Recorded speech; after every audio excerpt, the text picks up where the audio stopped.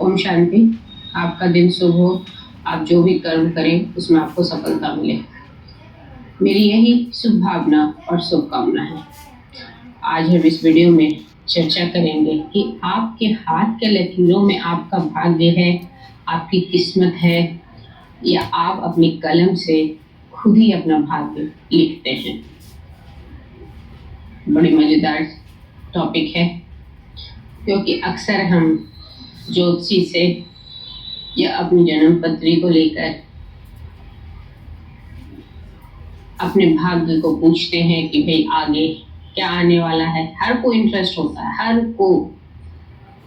अगर किसी को पता चल जाए कि ये इंसान अच्छा बताता है, हमारे भाग्य को पहले से बता सकता है, तो उसके पास एक लंबी लाइन लग जाती है और वो हाथ देखने में माहिर है। अगर ऐसा पता चल जाए तो लोग अपने हाथ लेकर पहुंच जाते हैं अपने भविष्य को जानने की। क्यों जानना चाहते हैं? क्यों? ताकि हम आगे मेंटली प्रिपेयर्ड हो जाए कि हमारे जीवन में क्या क्या रुकावटें आएगी, क्या क्या परेशानी आएगी, कब खुशी मिलेगी, कब क्या होगा, सब कुछ पहले से पता चल जाए। पर ऐसा होता ही नहीं है, क्योंकि वो सिर्फ एक प्रेडिक्शन होता है, अनुमान होता है, और वो 100% करेक्ट नहीं होता है। क्योंकि सिर्फ अनुमान पे, अगर हमें अनुमान करके ये बता दिया जाए कि आगे आने वाले साल में आपकी दुर्घटना होगी, मान लीजिए, तो कितनी बड़ी टेंशन आपके दिमाग में आ जाएगी और मन अशांत रहेगा और उस चीज को बाहर निकालना बड़ा मुश्किल होगा। तो ऐसे चीजों को जानना ही क्यों है? क्यों हमें प्रेडिक्शन पे ध्यान देना है? हमें नहीं जानना है। अगर एक व्यक्ति जब अपने पैरों पर खड़ा होता है तो डिसाइड करता है कि 25 साल में मेरी जॉब लग गई है, 28 में मेरी शादी होगी, 30 में मेरे बच्चे हो जाएंगे, 32 साल में अपना घर बना लूंगा, फिर अपने माँ बाप को रखूंगा, बहुत खुशी से रखूंगा, फिर आगे मैं ये करूंगा, वो करूंगा। बहुत सारे एक अपना टाइम टेबल जैसे होता है ना, वैसे अपना एक बना लेते हैं। लेकिन जब आकांक्षाओं पे हम खरे नहीं उतरते हैं तो हम क्या करते हैं? ब्लेमिंग क्या कहते हैं, ये हमारी किस्मत में नहीं है, हम पता नहीं ऊपर वाला क्या चाहता है। हमारी उंगली किस पे उठती है? ऊपर वाले। और कुछ खुदा ना खास्ता कुछ ऐसा हो जाए, मिस हैपनिंग हो जाए, एक्सीडेंट हो जाए और उसमें हमारा बहुत नुकसान हो जाए, तो हम तो अपनी उंगली सीधा ऊपर वाले को उठा देते हैं। क्योंकि हमारा जो दिमाग है ना, बचपन से एक मतलब कैलकुलेटेड है कि भाई कि सृष्टि में जो भी होता है ना, वो ईश्वर की मर्जी से होता है, और एक एक पत्ता जो हिलता है वो भी उसी की मर्जी से हिलता है। क्योंकि हमें किसी ने बताया है नहीं बचपन से कि ये आपके कर्मों का ही लेखा जोखा है, जो आपका भाग्य बन के आपके सामने आता है। अगर आज के डेट में आपको अपने बच्चे का भाग्य लिखने के लिए कह दिया जाए, क्या क्या लिखोगे? जॉब परफेक्ट, जीवन साथी परफेक्ट, घर परफेक्ट, जितने भी लाइफ में जो भी डिजायर सब फुलफिलमेंट, एक भी चीज छोड़ोगे नहीं, सब परफेक्ट ही बनाओगे। और 2 हो गए, 3 बच्चे, सबका परफेक्ट बनो। तो ऊपर वाले पे हम क्यों ब्लेम करें? उसके तो हम इतने बच्चे, सबको परफेक्ट ही बनाएगा वो, क्योंकि हर से वो प्रेम करता है। लेकिन हम उसमें हमारा बीच में क्या आ जाता है? हमारे हाथ से जो कर्म किए हैं हमने, जो हमने खुद ही अपना भाग्य लिखा है, तैयार किया है, उसमें वो भी कुछ नहीं कर सकता, कुछ भी नहीं कर सकता। एक हमारे कलीग है और पूरी फैमिली उनकी एक बेटे को छोड़ के, क्योंकि वो बेटा घर पे रह गया था, और एक बेटी थी और एक उनकी वाइफ, दोनों अपने किसी रिश्तेदार के यहाँ निकले थे जाने के लिए, और दोनों बाल जो वृंदावन में अपने बाल गोपाल को बहुत मानते थे, पूरी फैमिली मानती है उनकी। निकले और हस्बैंड जो मेरे कलीग है वो नहीं जा पाए, उनके बेटा नहीं जा पाया, उसकी तबीयत ठीक नहीं थी, उसको बुखार था तो घर पे रह गया। वाइफ और वो टैक्सी से चले गए, एक्सीडेंट हो गया, दोनों की मृत्यु हो गई।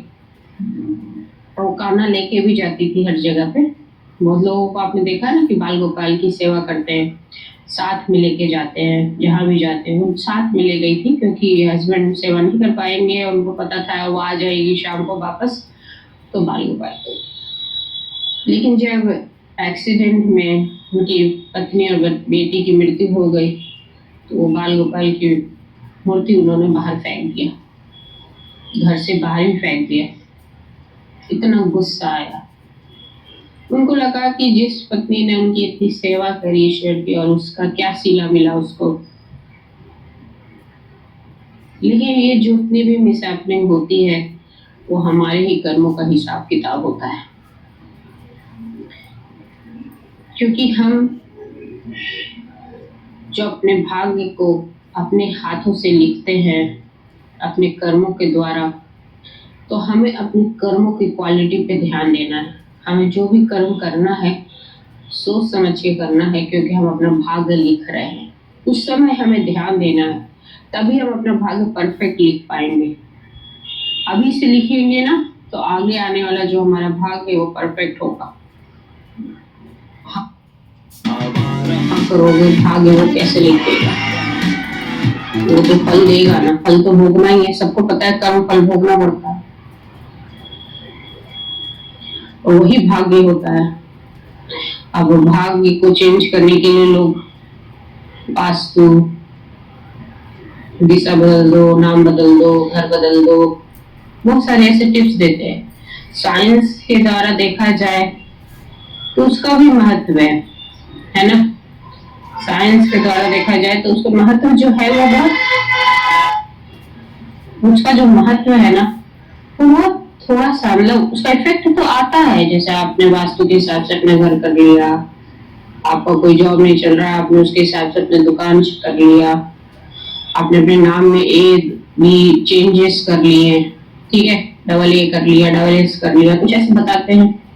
इस सब का इफेक्ट होता है और बहुत थोड़ा थोड़ा होता है, और जो इफेक्ट मेन होता है वो हमारे कर्मों से अपने मन को शांत करके जो हम डालते हैं ना, वो ज्यादा इफेक्ट होता है। किसी का आपने भला कर दिया, किसी की आपने सहायता कर दी, नीयत अपनी साफ रखी, ईमानदारी आपका पहला उसूल बन गया, ये आपके सफलता दिलाना आपको शुरू कर देगा। वो भी दिलाएगा पर थोड़ा इफेक्ट आएगा, और इस सब का जल्दी जल्दी इफेक्ट आएगा। जैसा आप कर्म करोगे रिटर्न वैसा ही मिलेगा ना। अगर आप अभी सारे सुबह शुभ काम करते रहे तो रिटर्न भी वैसा ही मिलेगा हमें। हम सोचेंगे कि हाँ भैया हमें रिटर्न कुछ बहुत अच्छा मिल जाएगा, पॉसिबल नहीं है। आपने अगर ब्लैक गेंद फेंकी है तो ब्लैक ही मिलेगा, रिटर्न में व्हाइट नहीं मिल सकता, उसके लिए व्हाइट फेंकनी पड़ेगी।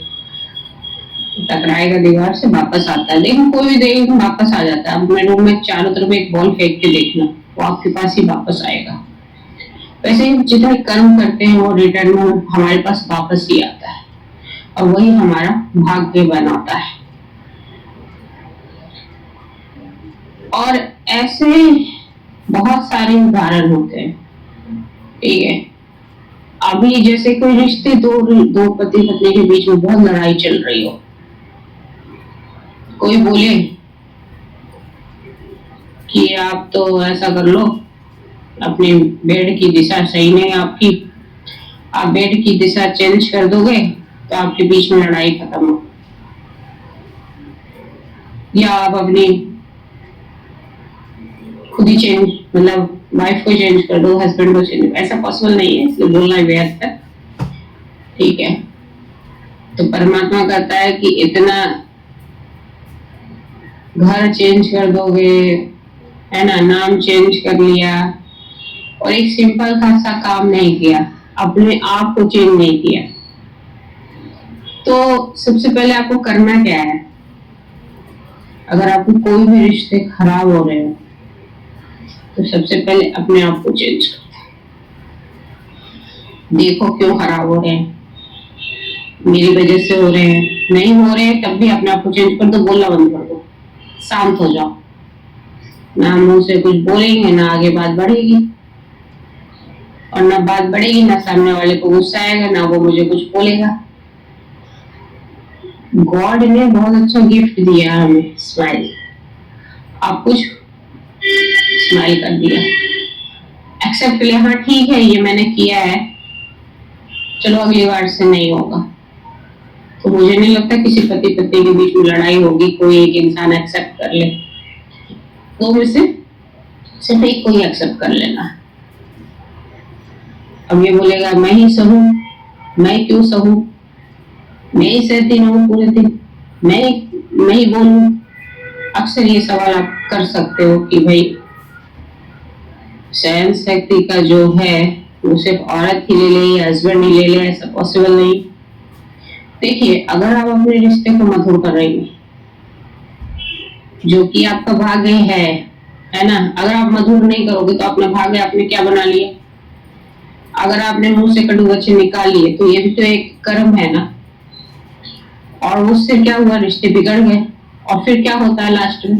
अलगाव, डाइवोर्स, साथ नहीं रहना, हमें नहीं पसंद आ रहे हो आप, हमें नहीं रहना साथ में, यही तो होगा। और अगर हम शांत हो गए, हमने कोई जवाब नहीं दिया, हमने उसको एक्सेप्ट कर लिया मुस्कुरा के, कोई बात नहीं, हाँ मुझसे गलती हो गई है, नहीं है गलती, फिर भी एक्सेप्ट कर लिया क्योंकि मुझे अपने रिश्ते पे काम करना है, उसको सुधारना है, अपने भाग्य को अच्छा रखना है।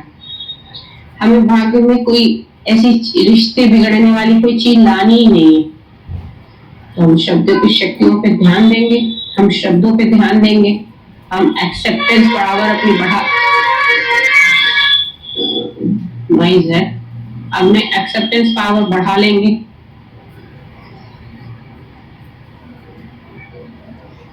तो इस एक्सेप्टेंस पावर को बढ़ाते ही आपका भाग A1 हो जाएगा। रिश्ते मधुर, पहली बात, कोई भी चीज बन जो आसान करता हो, आपके रिश्ते होते हैं। रिश्ते मधुर, हमने जो कर्म किया किसी को भी कष्ट नहीं पहुंचाया, ठीक है, तो हमें रिटर्न में भी अच्छा रिटर्न मिलेगा, पैसा भी बहुत होगा, अथाह धन होगा, क्योंकि हमने सेवा करी है, हमने दान किया, हमने पुण्य किया है, ठीक है। तो आप पास किसी भी चीज की कमी नहीं रहेगी, आपका भाग्य आपने खुद ही परफेक्ट कर लिया है।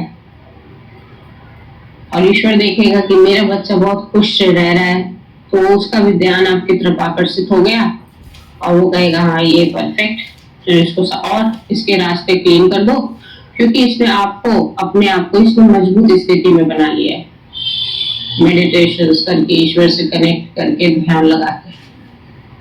तो ये सब चीज में आपको गुड साइन देता जाएगा, आप परफेक्ट हो, आपका भाग्य परफेक्ट हो गया। आपने वही संस्कार अपने बच्चे को दिया तो उसका भी भाग्य परफेक्ट हो गया। देखिए, सब कुछ एक लिंक है, साइकिल। यहाँ से आपसे कहा गया आपके बच्चे में, आप उन बच्चों से कहा गया, उसके साथ जितने भी संगत में लोग होंगे उसके पास, फिर उसकी फैमिली होगी, फिर उसके पास, फिर एक संस्कार की जो चेन आपने बनाई है वो चलती रहेगी, और आप अपने भाग्य को लिखने में परफेक्ट हो गए। फिर आप ये नहीं कहोगे उसने मुझे क्या दिया, उसने मेरे साथ ऐसा क्यों किया, सारे क्वेश्चन मार्क आप हटा के एक फुल स्टॉप आपने लगा दिया, बस यही लगाना है, ठीक है। आपका दिन शुभ हो। जय हिंद, जय भारत।